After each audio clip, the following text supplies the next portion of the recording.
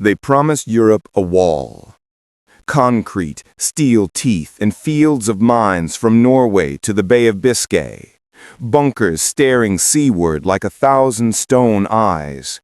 Berlin called it unbeatable. Even the name dared you to try. The Atlantic Wall.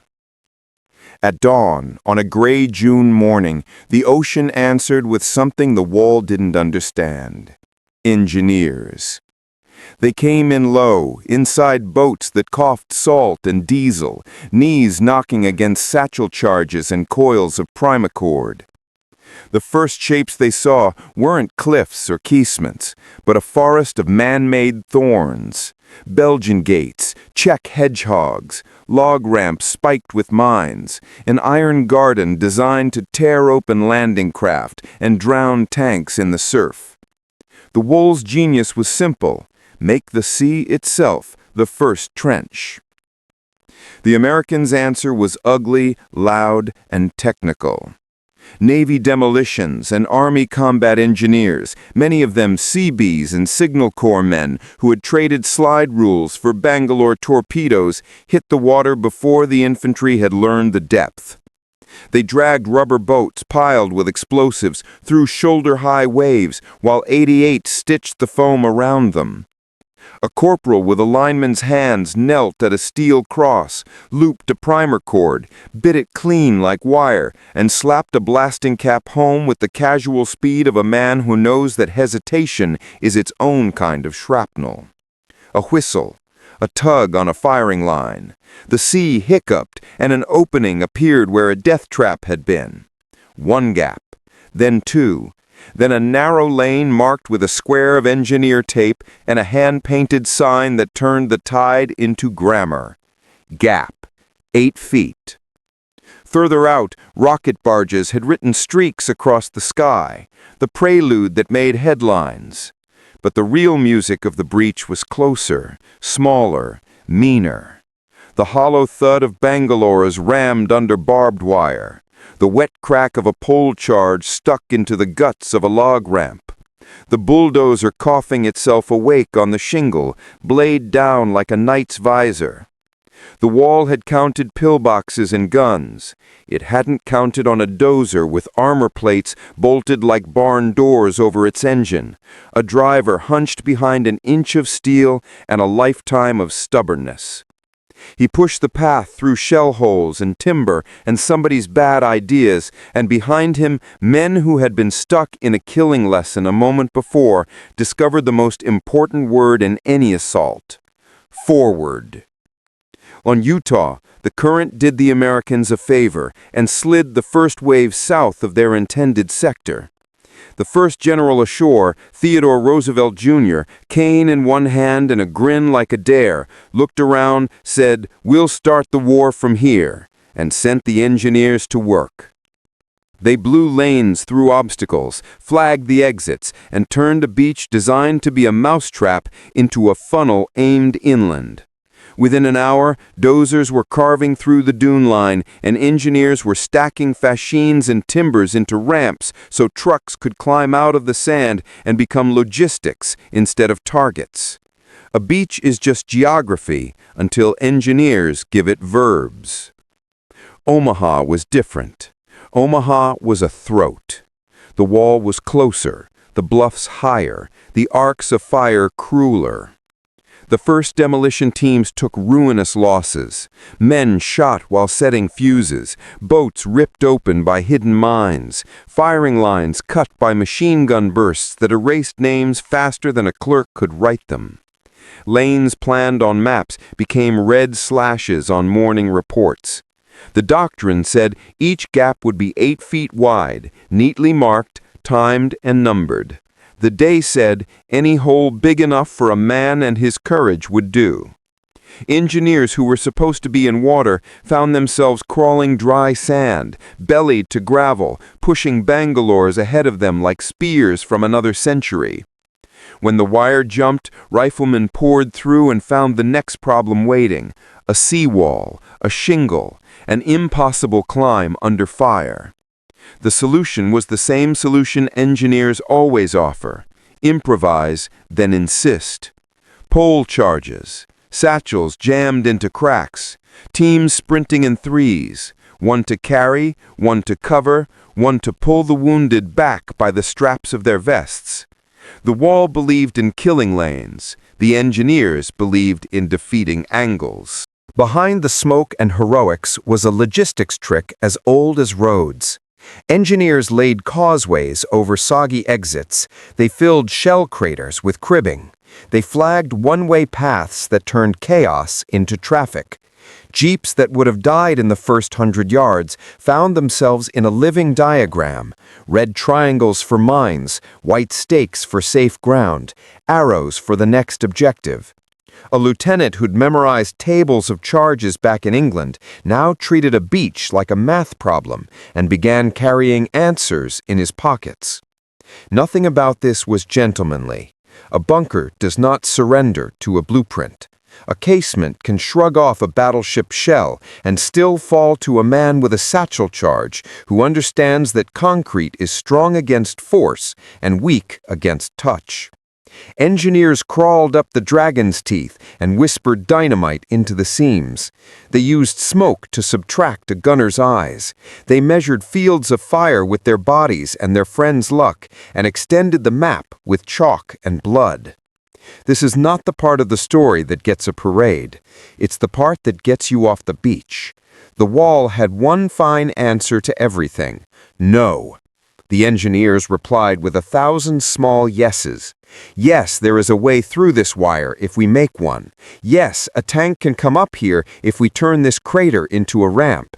Yes, a road can exist where yesterday there was weather. Yes, the sea can we convince to act like ground for the 30 minutes we need. The wall was a thesis. The engineers were revisions in the margins, relentless and specific. Once the lanes existed, fragile, handmade, and real, other branches could speak. Artillery came ashore in pieces and became a sentence. Radio men, crouched behind the same seawall that had tried to pin everyone down, called steel down onto the bluffs with coordinates scrawled on ration boxes. Naval gunfire, which had seemed to be a rumor while men were drowning close enough to touch heroism with their fingers, found targets that engineers had pointed at with smoke and flags and sheer indignation.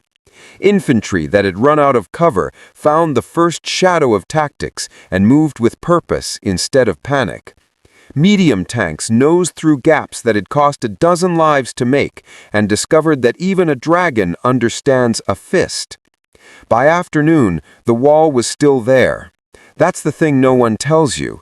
Walls don't vanish. They are bypassed by paths.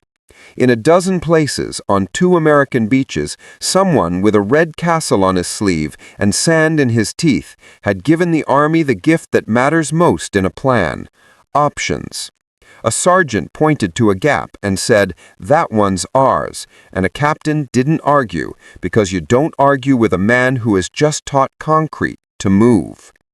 There were machines, too, dozers and mine flails in other sectors, amphibious tanks that sometimes earned their name and sometimes wore it like a dare. Demolition charges packed into pipes and poles, and anything that could be carried 30 yards under murder. But the tool that mattered most was a habit. Engineers are taught to think like water. Find the lowest place, find the crack, find the way around the thing that wants you to stop. The Atlantic Wall had been built to be a noun. The Americans turned the beach into verbs. By evening, the signs were everywhere that the promise had been broken. On Utah, traffic moved, fuel, ammo, stretchers, orders, because the exits had been made real. On Omaha, companies that had been names on a manifest became units again, scattered, bloody, stubborn, because the seawall behind them had a hole, and the bluff ahead of them had a path, and somewhere in that ugly arithmetic, the wall's brag lost its accent. The enemy still fought hard, still hunted lanes with mortars, still believed concrete could argue a point long after logic had left the room. But the sea had delivered a new language to France. Build, breach, mark, move, repeat. By the time the first bulldozer clanked up the dirt of an inland road and paused to let a column of rifles pass, the story had already decided its tone. This wasn't a duel between ideals, it was a day of work. Every gap was a signature. Every blown obstacle was a sentence crossed out. Every white-taped lane was a promise kept while the tide tried to erase it. The wall had been designed to make courage drown. The engineers taught courage how to swim. If you keep one image, make it small and exact. A private on his knees at the base of a steel cross, rain and surf in his face, fingers moving faster than fear as he ties a knot he's tied 1,000 times in daylight, and never like this. He looks up just once to see the lane he's about to make, to hear the men behind him breathing, and then he goes back to work, because work is the only thing that beats a wall. That's how America opened Europe, not with a single thunderclap, but with countless doors kicked into existence by people who brought tools to a gunfight and won. The wall's secret wasn't just concrete, it was geometry. Angles of fire braided with tide and terrain so every step forward felt like a mistake. The answer, again, was men who solved geometry under fire. You could see it in the way the first Gap assault teams went about their work. Navy combat demolition units paired with Army engineers hit the shallows carrying coils of primacord, satchel charges, and bangalores packed like spears. They didn't argue with the obstacle field. They diagrammed it in seconds. Gate, ramp, hedgehog, mine. Then tied it all together like electricians in a thunderstorm. A length of fuse in the surf is an hourglass you can hear. One man cut, one man capped, one man watched the water for the next breaker that would bury their work and make it guesswork again.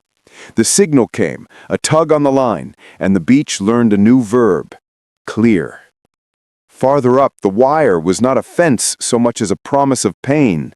Bangalores went in like ribs under the dragon's skin, and the blasts carved breath into the day.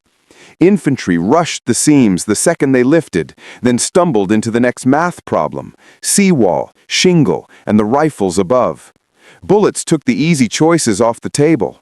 That's when the engineer's second talent mattered, making a door where there shouldn't be one. Satchel charges whispered into cracks. Pole charges kissed the base of concrete like a curse. Men sprinted two at a time because one man is a target and two are a plan. A lane appeared here, another there, narrow, ugly, alive, and someone with an engineer castle on his sleeve hammered a board into the sand and scrawled the width: gap 8 feet, gap 16 feet. It was crude, it was gospel. On Utah, order bloomed almost indecently fast once the exits were pried open. Dozers with improvised armor plates clanked up over the dune line, blades chewing sand and scrap into roads that hadn't existed at sunrise. Engineers fanned out with mine detectors that crackled like angry bees, probing, marking, flagging, turning a killing floor into a traffic plan. Trucks followed chalk arrows, medics followed white tape. Fuel and ammo found their verbs: arrive, move, support. The tide had meant to be a moat. It became a schedule. Omaha refused to be neat.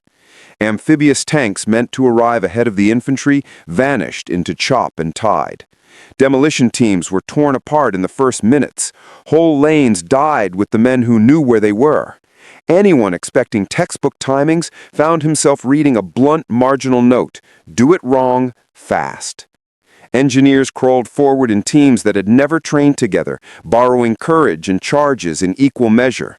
They blew holes in the seawall, tunneled through the shingle, marked anything passable with rags and stakes, then went again, because one gap is mercy and two is momentum.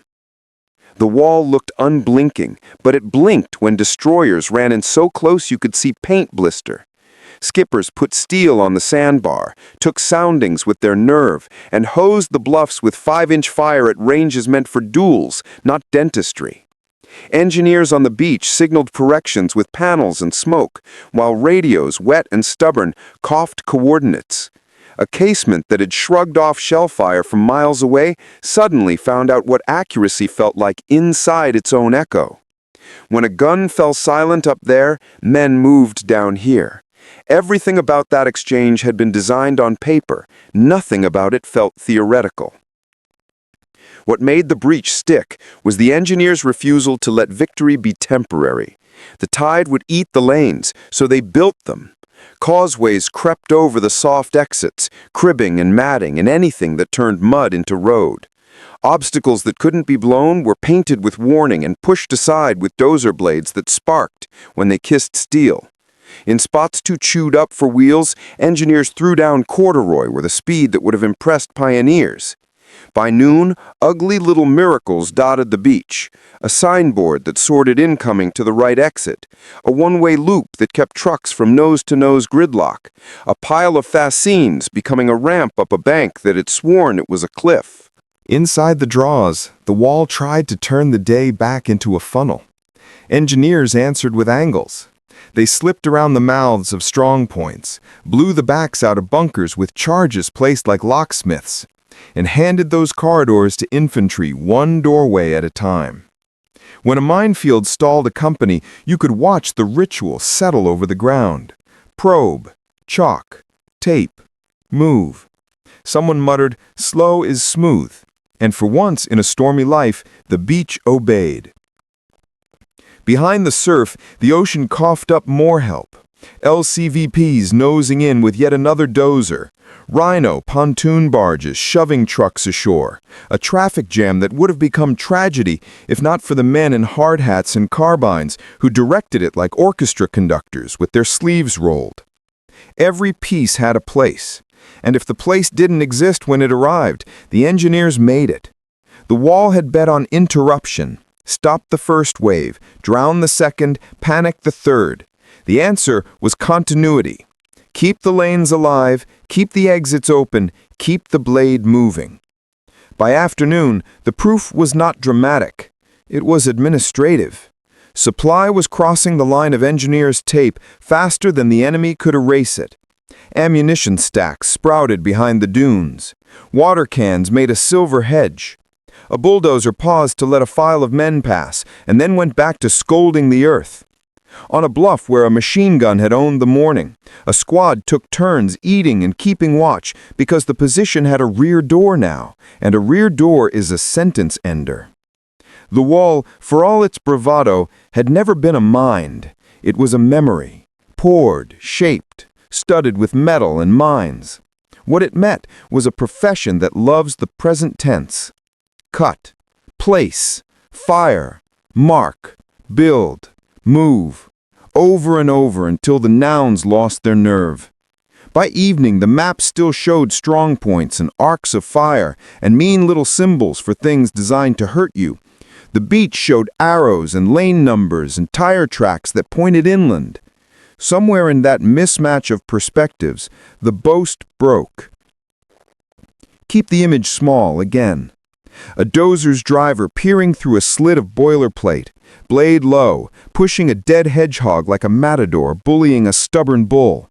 He nudges it aside, tops the clutch, and a line of troops flows past, as if the wall had always planned to allow that. It hadn't. Someone forced the issue with tools. That's how you beat a structure that thinks it can make the sea into a weapon. You bring a different kind of tide, of men who carry wire and powder and answers, and you keep it coming until concrete learns humility. The beach never stays one unless you make it into a road.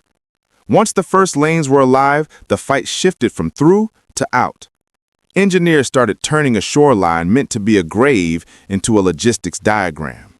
On Utah, they threw causeways over the marshy exits, cribbing, matting, pierced steel planking that clacked under boots and tires. On Omaha, they hunted the numbered draws the defense had planned as funnels and rewrote them as exits. A whiteboard jammed into the shingle, E1, E3, looked like nothing to a camera and everything to a driver with a load of 105mm rounds and a heartbeat. Beastmasters barked, Seabees waved, dozers growled. The tide took its cut, as tides do, The engineers paid in lumber and steel and kept the lanes breathing. The wall blinked when the destroyers nosed in like bar fighters. Gray hulls came so close you could see rivets and scuffs. 5-inch guns blinking at pillbox slits as engineers on the sand popped smoke and panel signals. Casements that had shrugged off distant shell fire suddenly felt precision at conversation range. Each bunker that went quiet up there put seconds back on a fuse down here. Seconds were a currency, and the engineers spent them with ruthless thrift. Beyond the shingle, the wall had another name, Bocage. Green stone, root, and bank, a continent of hedges that turned every field into a room with too many ambush corners. The textbooks hadn't promised this. The guns on the bluffs had been a problem with an answer. The hedgerows were a personality test. Infantry bled on the first attempts, over the top, into a scissor of MG fire and mortar fragments. Engineers watched, measured, and did what they always do when a noun thinks it can stop a verb. They made a tool. A sergeant looked at the twisted steel of a beach obstacle and saw teeth. Welders sparked, tanks grew iron tusks, Rhino cutters, and the next assault didn't climb a hedge, it bit one. A Sherman shouldered forward, the cutter's prongs opening earth like a hand opening curtains, and engineers fanned through the breach with tape and minesweeps, turning a surprise into a lane before the enemy could re-aim his certainty. The wall had moved inland. The habit of defeating angles moved with it. Under the hedges, the ground was honest and cruel. Teller mines slept in the grass. S mines waited for ankles and curiosity. You could tell where an engineer had worked by the line of chalk and the way men walked. Heel-toe, gentle as if the earth might be persuaded. A probe ticked like a metronome. A hand brushed aside a leaf and found a wire a violinist would envy for thinness. Cut, mark, pass. The ritual repeated until a battalion that had been a tangle of intentions became a column again. Bridges became sentences.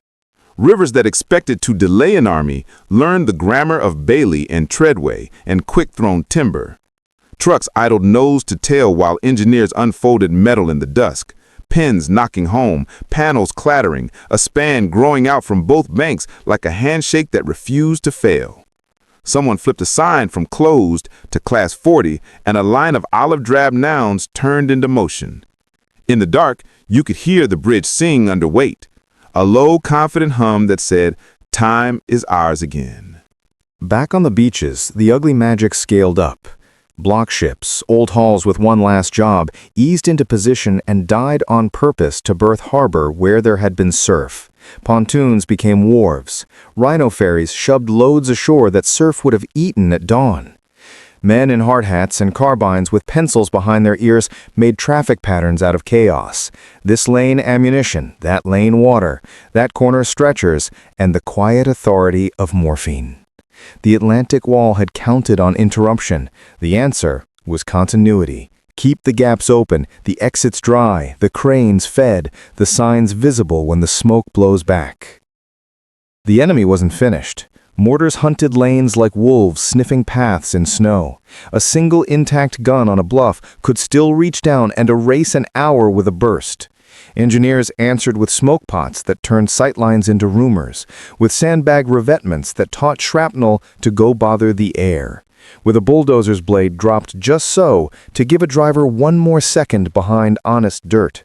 When a lane took a hit, red flags came out, black crosses went up, and another lane lit green. Redundancy isn't glamorous. It lives and dies on time. The engineers treated time like ammunition and spent it where it counted. You can tell when a wall has lost, even while it still stands. Look for options. In the afternoon, you saw them everywhere, a chalk arrow you hadn't noticed at 0700, leading trucks to an inland dump that hadn't existed at noon. A fresh cut through a hedge that turned a field from trap to hallway. A short span over a ditch that made a company 5 minutes earlier to the next contour. The map still showed fortifications. The ground showed choices. Wars are decided there. Hold one small picture. A corporal, grease on his sleeve and dust in his teeth, standing on the back of a dozer, tapping the driver's shoulder twice left, once forward, palms down to halt as the blade meets a tangle of rail and wire. He jumps off, ties in a satchel with a motion clean enough to teach, and the driver rolls back a yard while the corporal looks at his watch like a priest checking a hymn. The thud comes, the blade pushes, and a lane widens from 3 feet to 8. No cheer, just a hand signal, trucks moving, and a rifle platoon slipping past toward a farm whose stone wall is about to learn a new definition of door. By nightfall, the beachhead felt less like a bet and more like a plan. You could walk from waterline to the far hedges on engineer footprints alone, charges placed, tape run, bridges up, signs posted, shapes made useful. The Atlantic Wall hadn't vanished. Walls don't. It had been taught humility by people who brought math to a myth and kept solving until concrete ran out of answers. The storm tried to take back what the morning had given. 6 days after the landings, a June gale came howling in from the Atlantic and hit the beaches like a grudge. Surf rose, anchors dragged, pontoon causeways bucked and snapped. At Omaha, the artificial harbor, Mulberry, a necklace of block ships and caissons the size of buildings, tore itself apart in 48 hours. In a war that loves symbols, it was perfect fodder for fatalists, the sea itself voting no. Engineers didn't argue with weather, they outworked it. When the breakwaters went to pieces, they pivoted from harbor to throughput. More causeways, more rhinos, more dozers in the surf, more shore parties with clipboards and carbines, turning chaos into a traffic plan. Mulberry B over at Arromanche survived to make headlines. The unromantic miracle was at Omaha, where the schedule never stopped long enough to become an apology. Off the sand and into the hedgerow country, the wall changed outfits and kept fighting. The Bocage made every 100 meters a room with a locked door and a bad host. Infantry tried the obvious and bled for it. Engineers watched the pattern, took a breath, and put teeth on tanks. Culin cutters welded from beach obstacles, prongs that let a Sherman go through instead of over. The first time a rhino-nosed tank shouldered into a hedge and came out shooting in a new field, the countryside learned the American word for inevitability, workaround. Behind the tanks, engineers did their quiet geometry, marked the mines, taped the lane, scratch an arrow in chalk for the next platoon that would arrive in the smoke, wondering which patch of green wouldn't kill them. Breakout demanded more than courage. It demanded roads that didn't exist yesterday. When Operation Cobra ripped open a seam near St. Lo, someone had to turn the seam into a corridor. Bulldozers knocked hedges into ramps and excavation, graders smoothed bomb crater moonscapes into wains, sign crews stapled direction boards to anything that would stand. Then came the thing that looks simple on a map and is anything but in a country of stone, ditches, and murder corners. Bridges. Baileys went up at a tempo that felt indecent. Steel panels clattered, transoms dropped, pins rang home, and another span reached from one side to the other like a handshake that meant business. A corporal flipped a placard, Class 40, and an armored column flowed as if the river had agreed to keep the secret. Speed without order is a crash. Order without speed is a siege. The answer was a rolling diagram named like a rumor, Red Ball Express. It was more than trucks. It was signage, MPs, one-way loops, refuel points built out of nothing, and engineers who treated every choke point as a solvable problem. A blown culvert? Float a treadway. A village square gridlocked? Bulldoze a bypass and post a corporal with a whistle in the authority of a saint. A rainy week? Lay corduroy where the clay pretended to be soup. Every hour saved at a crossing grew teeth at the front.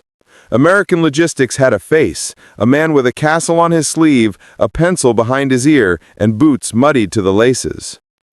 The wall reappeared inland in concrete and steel, under a new name and an old assumption, the Westwall, the Siegfried Line, rows of dragon's teeth, pillboxes peering down avenues of fire. Engineers had seen its cousins facing the channel. They packed the same answers, bangalores to give wire the shakes, pole and satchel charges to talk to concrete at conversational distance, dozers with boilerplate foreheads to shove teeth aside or bury them. Where the ground said, "We're done here," they rode another line. Assault boats at dawn, rubber and aluminum sliding into black water, oars quiet as secrets. On the far bank, men who carried explosives like confidence hugged embankments and made doors in the dark. Rivers never ran out. The Seine tried to be a pause. Engineers made it a comma. Treadways snaked across at Mont and Montereau. Stormboats put riflemen on the wrong bank until it stopped being wrong. Then the sprint. Paris freed by traffic that didn't stop to ask permission because someone had already put up class signs and erected spans where the map still showed water. The Moselle and Meuse argued harder. The reply was the same. Fold, pin, launch, mark, move, until helmets wet with river spray met fields wet with morning. And then the river that had been starred enough in staff rides to be real when it finally arrived. The Rhine. Every plan assumed it would take time and blood in rationed measures, and then one afternoon at Remagen, the 9th Armored Division looked up and found the Ludendorff Bridge still standing like a dare. Captains made the only decision worth making. Now. And infantry thundered across timber that had no right to hold its breath that long. While history caught up, engineers swarmed the span like surgeons. Stringers shored, holes plated, charges cut and kicked, fire watched with buckets and prayers. Smoke generators coughed a gray curtain while anti-air barked at the sky. When the bridge finally gave up days later and folded into the river, it didn't matter. In its shadow, engineers had already thrown down treadways like zippers and floated more lanes than the enemy could meaningfully threaten. West Bank to East Bank went from future tense to past perfect. Remagen wasn't the only crossing. Farther north, Wessel lit the night with arcs of artillery while amphibians ferried infantry and Baileys marched in daylight like steel centipedes. The recipe never changed. Reconnaissance that smelled like nerve, smoke that turned gunners into guessers, steel that loved pins, and men who could make a span hum under 40 tons by mid-afternoon. All the while, the job that nobody loves and everyone needs, mines, kept trying to turn fields into memorials. The S-mine waited for ankles, the teller for impatience.